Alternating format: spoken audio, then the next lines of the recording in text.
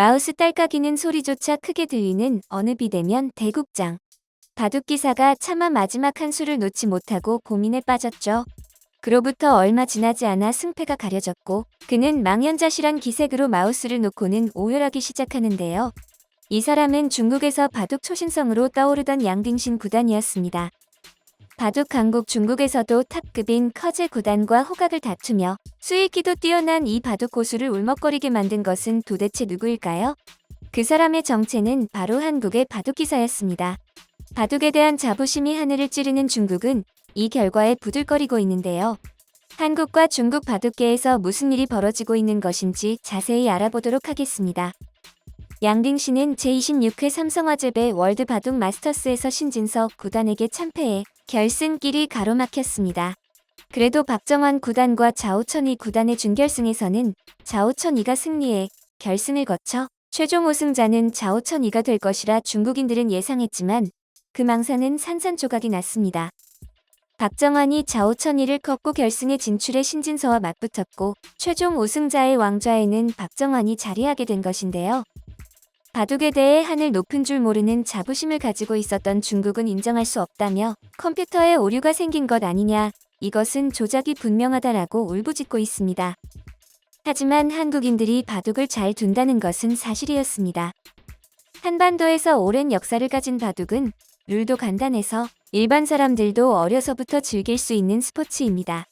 룰은 간단하지만 고도의 심리전이라 명석한 두뇌와 전략을 가진 이들이 승리하고 바둑기사가 될 수 있죠. 1990년대는 이창호가 독주하며 전세계 바둑계를 주름잡았고 2000년대부터는 이세돌, 최철한 등 새로운 천재 기사들이 맹활약하며 이창호를 최강자의 자리에서 끌어내리려 애썼죠. 그렇게 절대 강자가 누구인지 알 수 없는 춘추 전국시대를 보내는 가운데 중국 바둑이 국가의 적극적인 후원을 등에 업고 저변을 넓혔습니다.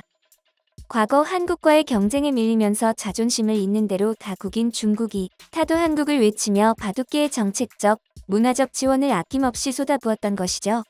그러다 한국과 대등하거나 오히려 한국을 뛰어넘는 경우도 생기기 시작했습니다.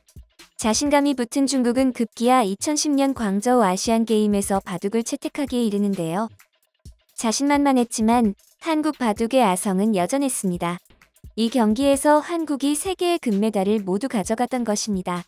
하지만 이후로 국가의 지원을 받으며 성장하는 중국 바둑은 점점 후원처도 사라지는 한국 바둑을 압도하기 시작했습니다.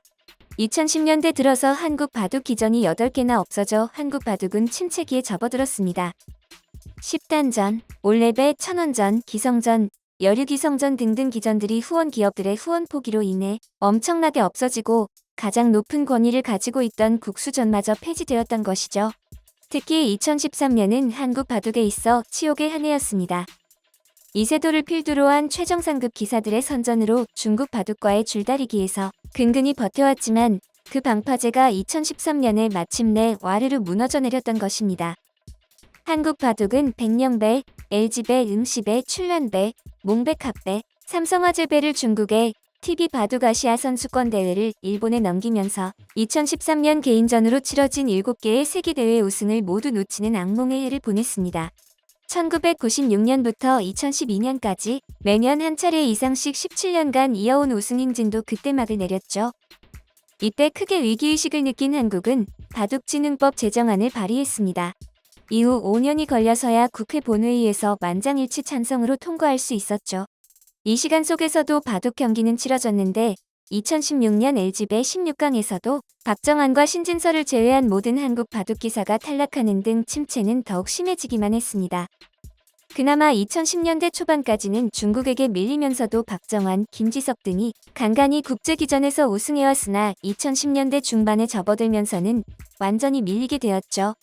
한국 바둑이 부진하게 되면서 한국 주최 국제대회도 줄어들게 되고 그러면서 신예 한국 바둑기사들이 경험을 쌓을 기회도 적어지고 갈수록 중국 바둑에 밀릴 수밖에 없는 환경이 만들어지고 있었습니다.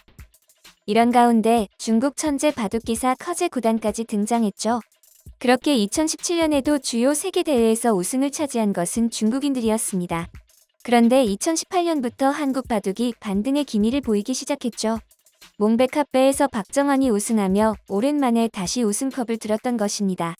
2020년에도 신진서가 LG배에서 우승했지만 몽백합배에서 한국 기사들이 16강에서 전멸하는 등 한국 바둑이 다시 예전과 같은 명성을 찾기에는 긴 시간이 걸릴 듯 보였습니다. 특히 신진서는 커제와 붙기만 하면 번번이 패배하곤 했었는데요.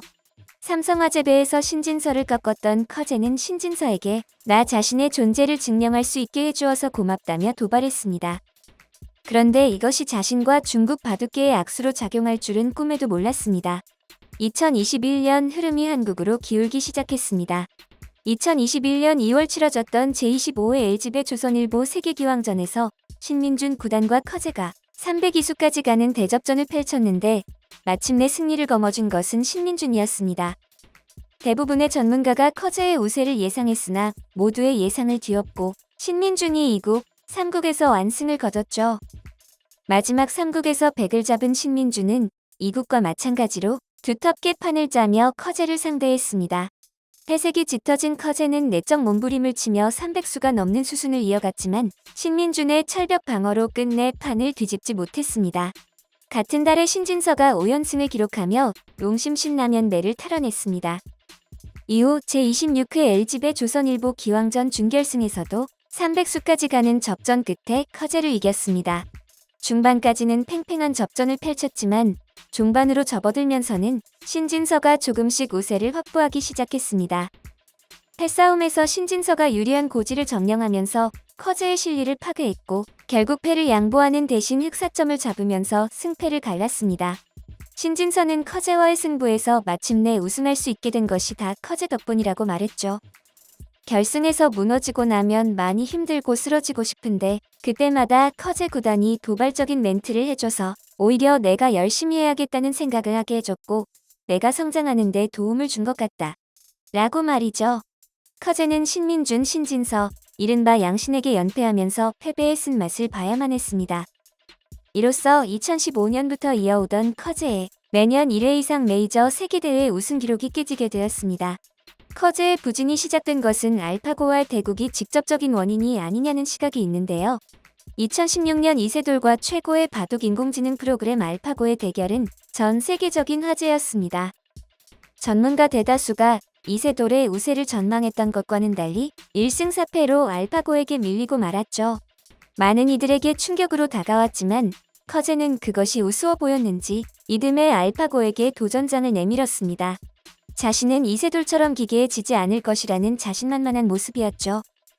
과거의 알파고가 이세돌을 이겨도 나는 이길 수 없을 것이라고 자신감을 드러냈으며 이세돌의 패배에 대해 이세돌에게 절망을 느낀다. 인류 대표 자격이 없다는 등 독설까지 날렸던 그인데요. 그러나 결과는 처참했습니다. 3전 3패의 대패를 기록하며 눈물까지 터뜨렸죠. 이후 화장실에 다녀온 듯 잠시 자리를 벗어났다가 돌아왔는데 눈시울이 무척 붉어져 있었습니다. 이후 화면에 잡힌 커제는 울먹거리는 표정을 보이기도 했죠. 커제는 기자회견에서 알파고가 지나치게 냉정해 그와 바둑을 두는 것은 고통 그 자체였다라며 우는 소리를 하기도 했는데요. 이 소식을 접한 이세돌은 정말 수고했다는 말을 전해주고 싶다며 대인배적인 면모를 보여 진정한 바둑 고수라는 인상을 자아냈죠. 어쨌든 최근 있었던 제26회 삼성화재배 월드 바둑 마스터스에서 박정환이 우승을 차지하면서 6개의 메이저 기전 중 한국이 보유한 타이틀은 3개가 되었고 중국과 동률을 이룰 수 있었습니다. 그렇게 새해가 밝았고 2월에는 새로운 바둑 경기가 열리는데요. 이제 중국 바둑 기사들 중 커제는 하락세를 보이고 있고 떠오르는 이는 양딩신이죠. 신진서는 공식전에서 중국 바둑 기사들을 상대로 5개월이 넘도록 한 판도 패하지 않고 19연승을 기록했지만 그중 양딩신과는 5승 5패로 호각을 이루고 있습니다. 신진서는 양딩신에 대해 초반이 강하고 감각이 뛰어난 기사이지만 후반이 약점이라고 밝혔죠. 하지만 그는 남은 기간에 상대보다 나 스스로에 대한 문제 분석에 주력할 생각이라고 덧붙였습니다. 그러면서도 최고 컨디션을 LG배 결승에 맞추는 것이 자신에게 주어진 과제라며 양딩신을 꺾고 꼭 LG배를 되찾겠다는 포부를 드러냈죠. 2016년 바둑진흥법을 1호 법안으로 발의했던 조은현은 이제 바둑진흥을 위한 밥상은 차려졌다. 한국기원 등 바둑 관계자들이 법안을 잘 활용해주면 좋겠다며 향후 한국 바둑에 대한 기대감을 드러냈는데요. 그의 바람대로 다시 한국 바둑이 중국 바둑을 누르고 전 세계를 씹어먹던 과거의 그 아성을 되찾을 수 있었으면 좋겠습니다.